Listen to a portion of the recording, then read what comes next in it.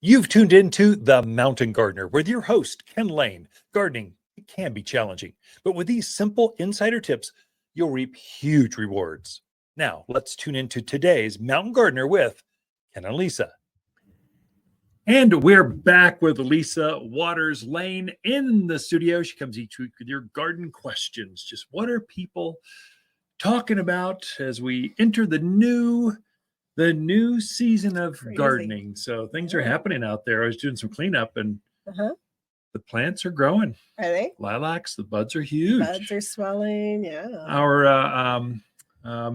Our autumn sage salvias, they were actually still had some flowers. They looked a little rough. They were off color, but they had flowers. It's like they're going, any last hummingbirds, if you need some help, I'm here for you. It's been warm. It's been a warm, kind of dry winter so far. Yeah. So what kind of garden questions we got this week? Well, okay. First one is from Linda. Excuse me. I keep finding a pile of dirt around my peach tree. I think it might be a gopher. Are they active this time of year? And what's the best way to get rid of him? Yeah, so gophers, so pocket gophers. Now, for you folks from the East Coast, Midwest, we don't have moles here. We have groundhogs and we have pocket gophers. Pocket gophers, the reason I call them pocket gophers, because they got a little flap of skin underneath their chin where they dig dirt. They use it kind of as a satchel. They kind of put it in the skin. They throw it this pocket and they take it up to a hole and they shove the dirt out so they can excavate their tunnel network. They are underground rats. They eat the roots of your plants, your worms, everything that is good in the garden. They destroy. So you don't want them in your garden. So that, and they'll actually do a lot of damage during the winter when it's a warm winter. Right. And it's been warm. So the ground is not frozen, even at the higher peaks, maybe just for a moment, and then it thaws during the day.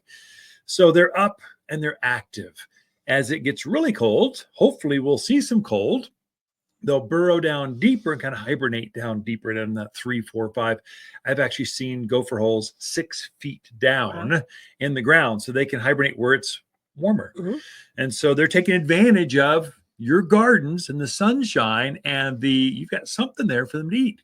Grubs, worms, roots, something's there. And they love their favorite thing in the world. Fruit trees. They love fruit trees because it's got sweet wood. So they're eating that roots. So what to do? There's 3 ways to deal with them. There's gas. There's a little flare you throw down their hole. Where that mound is, you take your dandelion weeder, that long handled with the fork kind of screwdriver looking thing, poke around there, you'll feel a soft spot underneath that mound. And you can dig out or excavate or open up that hole. And you can shove this flare down there, and then it basically suffocates them. It just fills up the network. Now, if it's really bad, the networks, it's hard to fill up the whole network with gas. So it's kind of so effective. I found that if you're going to try a gopher bomb, we've got them at the garden center, find several mounds, open them all up, and shove all the flares all at once underneath this thing, and that seems to go after them. So just one and done, that's not quite as good. The other one, what your grandparents used, this is a trap. It's a wire trap. So you open it up. Again, you open up that hole. That's where they're throwing out kind of dirt. Open that up and shove this, set the wire trap, set it down there as far as you can. And then when they come up next time, they'll kind of get trapped and get pinned, and it takes them out pretty quick. Not always. It's kind of a gruesome way to go after gophers. It's not for you Marines. You'll love it. It's great.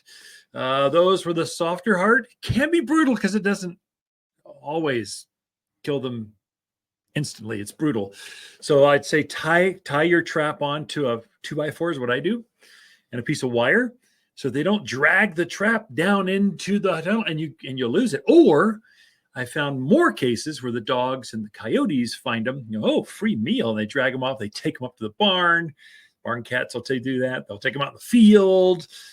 They just disappear. In fact, I tie them to a board and I spray paint the board like orange, red, so I can find them. It's just kind of school of hard knocks. What generally folks will do, there's a poison. So you, again, open up the hole, as best you can. That's a dandelion weeder. That is the best gopher tool ever because it's got the little fork on the end. It's kind of maybe a foot long. It allows you to excavate or open up that tunnel network. And then you'll take a teaspoon of poison, go as far back as you can, and then dump it back in there. And then the gopher will come up and go, oh, a free meal. Oh, look, they're thinking a squirrel or a mouse or something is storing seed down in their holes and going, oh, free meal, I'll take this. Well, they digest it and it slowly makes them feel sick. So they go back to bed and then you never see them again. So they just they disappear. So that's kind of how you deal with it. There's three ways. Again, gas, traps, or bait. Bait, be careful. I'm still finding strychnine out there in the marketplace. This stuff is super deadly. It's dangerous to look at, much less touch. It has a multiple kill rate. So if your cat comes, eats the gopher who eat the cat, it'll keep killing down the line. You want to use, my friends tuned into here, we want to use zinc-based poison. So it's a seed. They've dipped it in some zinc. A little bit of zinc is good for you, but a lot of it makes you not so good. And so there's no secondary kill with that. It's much, much safer. I've heard of falcons, birds of prey, eating a poisoned gopher with strychnine and taking them out. It's just super stupid, dangerous. I can't believe they've not outlawed this out in the marketplace. Yeah, that's odd. But it's the old school. It's the way they used to do it. Probably 15, 20 years ago, we sold strychnine. Second they came out with zinc, I went, okay, this is out of here. Right. I don't want to handle that stuff. So anyway, we can help you out. Come see us. That's more explanation than you need. We'll come help you with more. Yeah. Next. Okay. Next question is from Ryan. He is planting a tree he used for a living Christmas tree. Yeah. He says it has burlap and twine all around the roots. Okay, yeah. Do I remove all the burlap? How do I plant this thing? Good question, actually.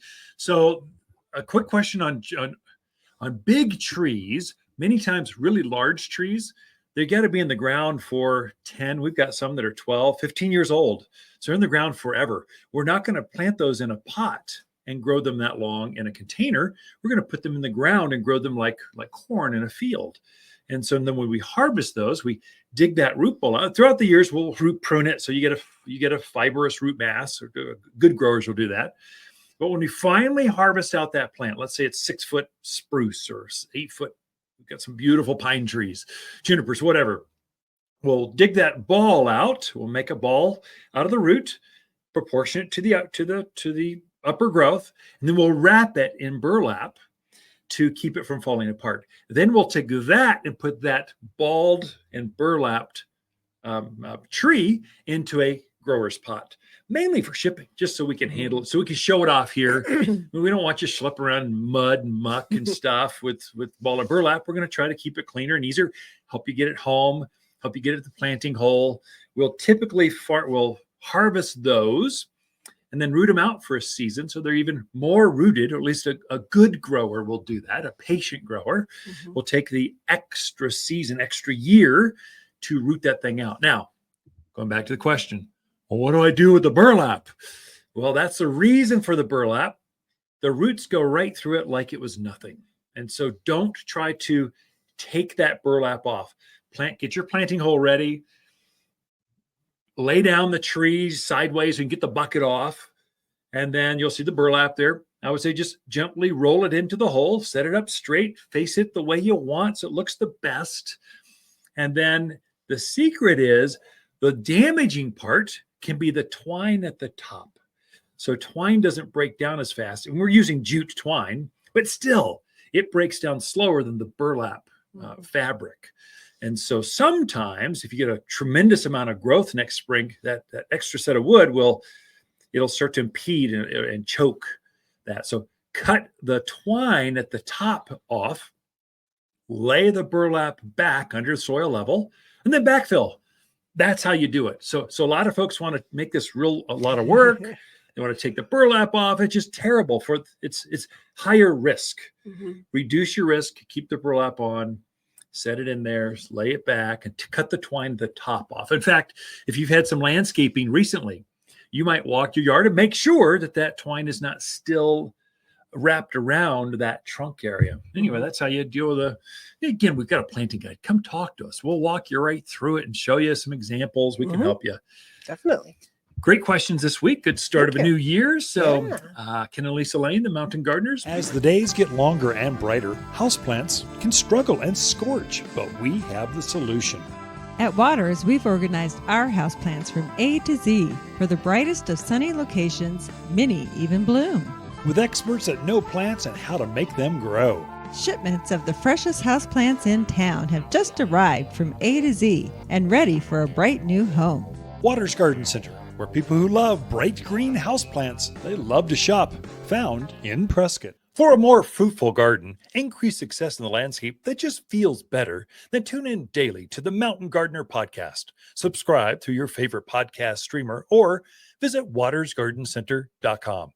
Better yet, visit me directly right here at Waters Garden Center. Thanks for tuning in.